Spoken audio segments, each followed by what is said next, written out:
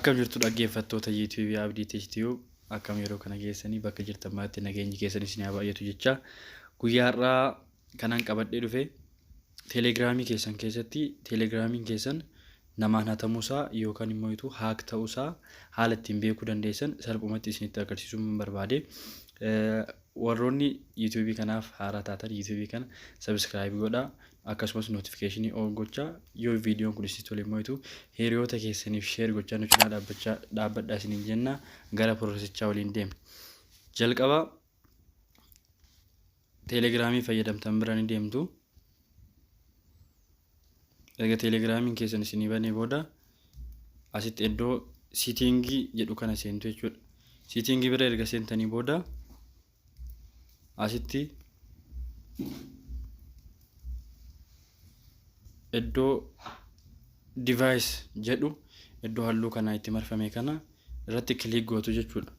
Device iddoo jedhu kana irratti yoo click gootan amma asitti isinii fida jechuudha. No other active season jedha.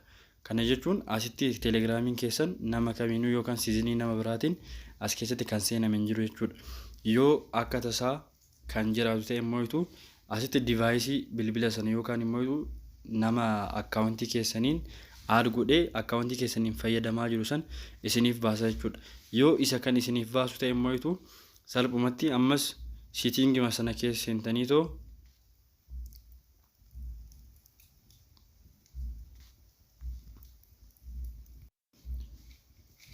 yoo kan jiraatu ta'e immoo ammas settingii kana keessa seentanii too iddoo itti marfame kana jechuudha.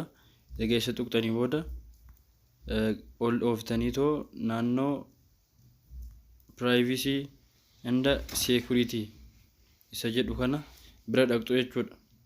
Egeessa tuqxanii booda akkanatti isinii fida.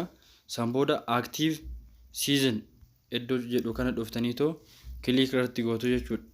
Active season ka jedhu kana yeroo tuqxan search godhaa. Amma asitti no other active season jedha. Yoo ka jiraatu ta'e immoo itu bilbilicha Android san isinii baasa jechuudha.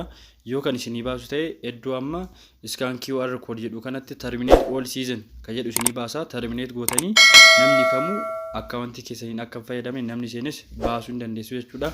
Viidiyoon kun yoo isinii tole hiriyoota keessaniif share gochuu hin dagatinaa. Hanga viidiyoo biraatiin walitti deemuutti bakka jirtanitti nagaa ta'aa.